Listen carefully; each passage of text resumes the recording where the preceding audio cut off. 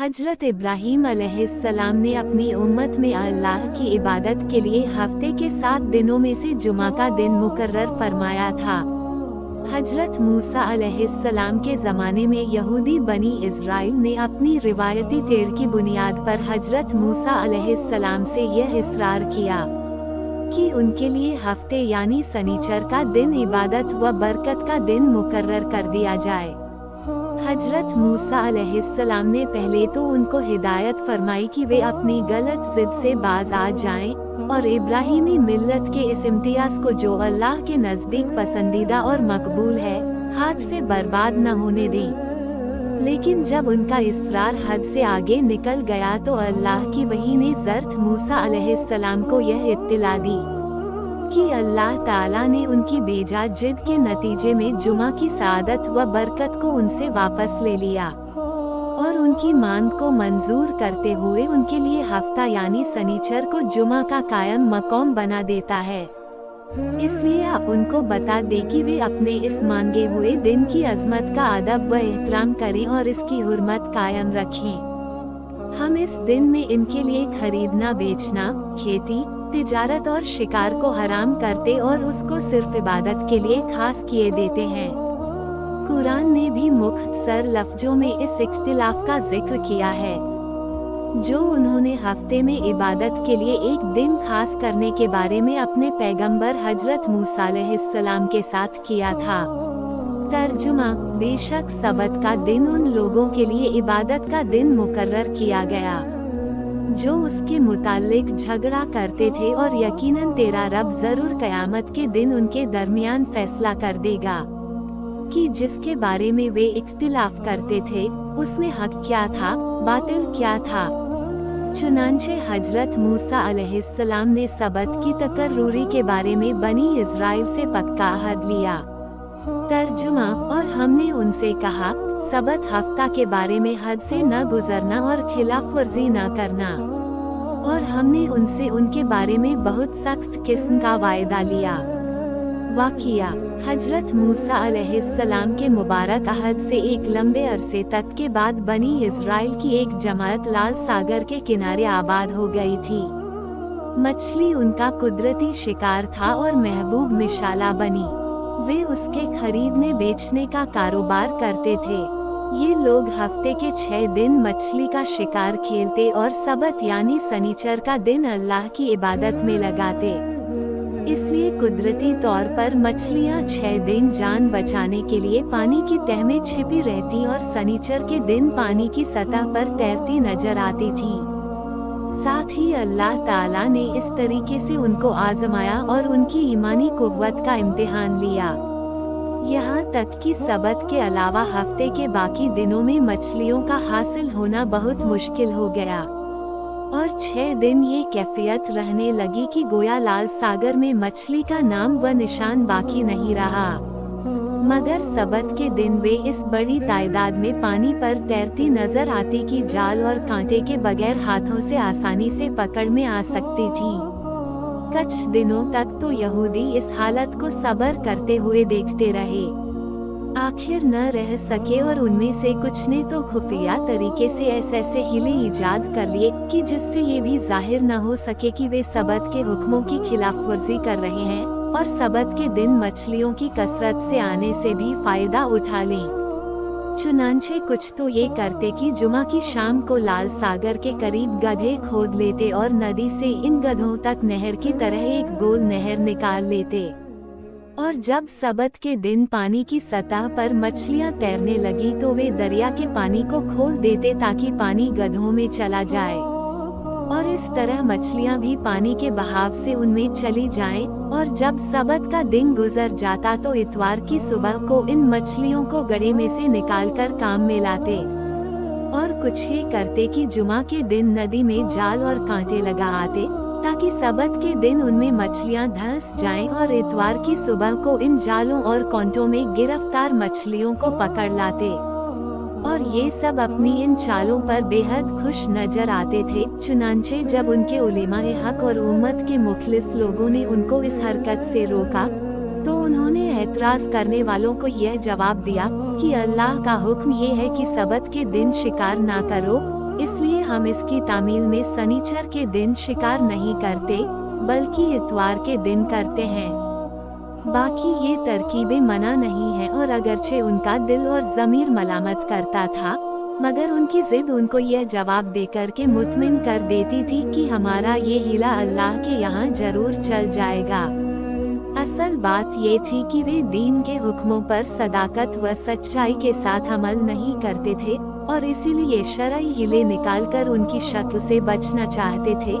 गोया अपने आप धोखे में पड़े हुए थे और दूसरों को भी गुमराह करते थे। चुनांचे नतीजा यह निकला कि इन कुछ हीला ढूंढने वाले इंसानों की इन हरकतों का इल्म दूसरे हीला ढूंढने वालों को भी हुआ, और उन्होंने भी इसकी तकलीद शुरू कर दी, और आखिरकार बस्ती की एक बड़ी जमात अलानिया इन हीलों की आड़ में सबत की हुर्मत की खिलाफ वर्जी करने लगी। इस जमात की ये जलील हरकतें देखकर बस्ती ही में एक सादतमंद जमात ने हिम्मत की और उनके मुकाबले में आकर उनको इस बदअमली से बाज रखने की कोशिश की और नेकी फैलाने और बुराई को मिटाने के फरीजे को अदा किया, मगर उन्होंने कुछ परवाह नहीं की और अपनी हरकत पर कायम रहे। तब सादतमंद जमात के दो हिस्से हो गए। एक ने दूसरे से कहा कि इन लोगों को नसीहत करना और समझाना बेकार है, ये बाज आने वाले नहीं, क्योंकि ये इस काम को अगर गुनाह समझ कर करते तो यह उम्मीद थी कि शायद किसी वक्त बाज आकर तौबा कर लें। लेकिन जबकि ये शरई हीले तलाश कर अपनी बदअमली पर नेकी का पर्दा डालना चाहते हैं, तो हमको यकीन होता जाता है कि इस जमात पर बहुत जल्द अल्लाह का अजाब आने वाला है, या ये हलाक कर दिए जाएंगे या किसी सख्त अजाब में झल दिए जाएंगे। इसलिए अब इनसे कोई छेड़खानी न करो। ये सुनकर सादतमंद जमात के दूसरे हिस्से ने कहा कि हम इसलिए ऐसा करते हैं कि उनको यह उन पेश कर सके कि हमने आखिर वक्त तक उनको समझाया और बुराई से रोकने का फरीजा अदा किया, लेकिन उन्होंने किसी तरह नहीं माना। साथ ही हम मायूस नहीं हैं, बल्कि उम्मीद रखते हैं कि अजब नहीं उनको तौफीक मिल जाए और ये अपनी बदअमली से बाज आ जाएं। बहरहाल हीला तलाश करने वाली जमात अपने हीलों पर कायम रही और सबत की हुर्मत और उस दिन में शिकार के मना करने का इनकार करके और हुक्मों से बिल्कुल गाफिल और बेपरवाह होकर निडर और बेबाक हो गई। तब अचानक हक की गैरत को हरकत हुई और मोहलत के कानून ने पकड़ की शक्ल अख्तियार कर ली, यानी अल्लाह ताला का हुक्म हो गया कि जिस तरह तुमने मेरे कानून की असल शक्ल व सूरत को हीलों के जरिए मस्क कर दिया, अमल के बदले के कानून के मुताबिक उसी तरह तुम्हारी शक्ल व सूरत भी मस्क कर दी जाती है।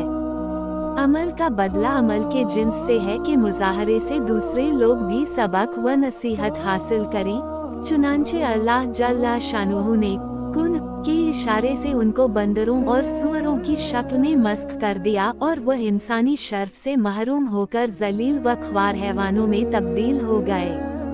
तफसीर लिखने वाले कहते हैं कि सादतमंद जमात का जो हिस्सा हुक्म और बुराई से रोकने का फरीजा अदा करता रहा, उसने जब ये देखा कि जिद और सरकश जमात किसी तरह हक पर कान नहीं धरती, तो मजबूर होकर उसने इनकी मदद करना छोड़ दिया और खाना पीना और लेना देना गरा हर किस्म का मेल जोल खत्म कर दिया, यहाँ तक कि अपने मकानों के दरवाजों तक को उन पर बंद कर दिए ताकि किसी किस्म का ताल्लुक बाकी न रहे। चुनांचे जिस दिन बद किरदारों पर अल्लाह का अजाब नाजिल हुआ तो उनके मामले की इस जमात को घंटों खबर न हुई, लेकिन जब काफी वक्त गुजर गया और इस तरफ से किसी इंसान की नकल व हरकत महसूस न हुई, तब उनको ख्याल हुआ कि मामला गड़बड़ है। इसलिए वहां जाकर देखा तो सूरत हाल इस दर्जा अजीब थी कि जिसे वे सोच भी नहीं सकते थे, यानी वहां इंसानों की जगह बंदर और खींजीर थे जो अपने इन रिश्तेदारों को देखकर कदमों में लौटते और अपनी इस खराब हालत को इशारों से जाहिर करते थे। सादतमंद जमात ने हसरत व यास के साथ उनसे कहा कि क्या हम तुमको बार बार इस खौफनाक अलाव से नहीं डराते थे? उन्होंने ये सुना तो हैवानों की तरह सर हिलाकर इकरार किया और आंखों से आंसू बहाते हुए अपनी जिल्लत व रुसवाई का दर्दनाक नजारा पेश किया। तर्जुमा। और ऐ यहूदियों, तुम बेशक अपने आगे चलने वालों में से उन लोगों को अच्छी तरह जानते हो जो सबत के बारे में अल्लाह के हुक्मों की हदें पार कर गए थे, और हमने उनके लिए कह दिया तुम जलील बंदर हो जाओ। बस हमने उस बस्ती के उन बदबख्त लोगों को गिर्द व पेश के लोगों के लिए सबक और खुदा से डरने वालों के लिए नसीहत बना दिया। तर्जुमा। और ए पैगंबर, बनी इज़राइल से उस शहर के बारे में पूछो जो समुंदर के किनारे वाले था और जहां सबत के दिन लोग खुदा की ठहराई हुई हद से बाहर हो जाते थे। सबत के दिन उनकी चाही मछलियां पानी पर तैरती हुई उनके पास आ जाती, मगर जिस दिन सबत न मनाते न आती, इस तरह हम उन्हें आजमाइश में डालते थे नाफरमानी की वजह से जो वे किया करते थे। और जब उस शहर के बाशिंदों में से एक गिरोह ने उन लोगों से जो नाफरमानों को वाज व नसीहत करते थे कहा, तुम ऐसे लोगों को बेकार नसीहतें क्यों करते हो जिन्हें उनकी शकावत की वजह से या तो अल्लाह हलाक कर देगा या निहायत सख्त अजाब में मुब्तला करेगा। उन्होंने कहा, इसलिए करते हैं ताकि तुम्हारे परवरदिगार के हुजूर माजरत कर सके कि हमने अपना फर्ज अदा कर दिया, और इसलिए भी कि शायद ये लोग बाज आ जाएं। फिर जब ऐसा हुआ कि उन लोगों ने वे तमाम नसीहतें भुला दी जो उन्होंने कही थी, तो हमारी पकड़ जाहिर हो गई। हमने उन लोगों को तो बचा लिया जो बुराई से रोकते थे, मगर शरास्त करने वालों को एक ऐसे अजाब में डाला कि जो महरूमी और नामुरादी में मुब्तला करने वाला अजाब था, उन नाफरमानियों की वजह से जो वे किया करते थे। फिर जब वे इस बात में हद से ज्यादा सरकश हो गए जिससे उन्हें रोका गया था, तो हमने कहा, बंदर हो जाओ जिल्लत व ख्वारी से ठुकराए हुए।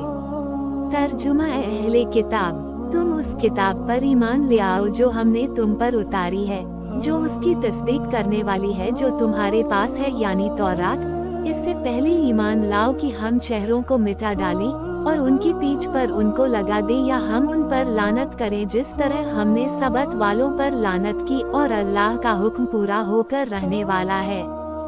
जिस बस्ती पर यह हादसा गुजरा उसका नाम क्या है? कुरान सूरह अराफ में सिर्फ ये बयान करता है कि वो समुंदर के साहिल पर वाक़े थी, अल-क़रयतुल्लती कानत हाजिर तलबा, मगर तफसीर लिखने वालों ने उसके तय करने में कई नाम लिए हैं। एक कौल यह है कि उस बस्ती का नाम एला था और ये लाल सागर के साहिल पर वाक़े थी। अरब जोग्राफिया जियोग्राफी के माहिर करते हैं कि जब कोई आदमी तूरे सीना से गुजरकर मिस्र को रवाना हो तो तूरे सीना की तरफ समुंदर के साहिल पर यह बस्ती मिलती थी, या यूं कह लीजिए कि मिस्र का बाशिंदा अगर मक्का का सफर करे तो रास्ते में ये शहर पड़ता था। मौलाना मोहम्मद हिफ्जुर रहमान स्योहारवी रह शून्य ने इसी कौल को तरजीह दी है।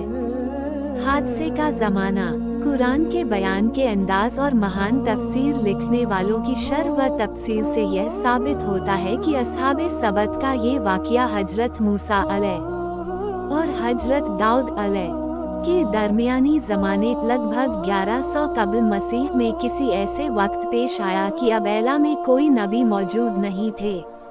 इसलिए कुरान ने सिर्फ उन्हीं का जिक्र किया और किसी नबी या पैगंबर का जिक्र नहीं किया, और मारूफ का हुक्म देने और बुराई से रोकने का फरीजा वहाँ के उलेमा के सुपुर्द था। कुछ अहम तफसीरी हकीकतें। सूरबकर में सबत वालों के तज़किरे में आयत 2:60 में गिर्द व पेश के लोगों से क्या मुराद है? इसके जवाब में तफसीर लिखने वालों के का कौल है। एक बेहतर क्रॉल हजरत अब्दुल्ला बिन अब्बास अलैह से नकल किया गया है, यानी इनसे वे बस्तियां मुराद हैं जो एला के आसपास आबाद थीं। 2 सूरह माइदा में आयत 5:60 में बंदर और खींजीर की शक्ल में मस्क कर दिए। हजरत अब्दुल्ला बिन अब्बास अलैह फरमाते हैं कि जिस गिरोह पर अजाब मुसल्लत हुआ उसके नौजवान बंदर की शक्ल में बिगाड़ दिए गए और बूढ़े खींजीर की शक्ल में बिगाड़ दिए गए।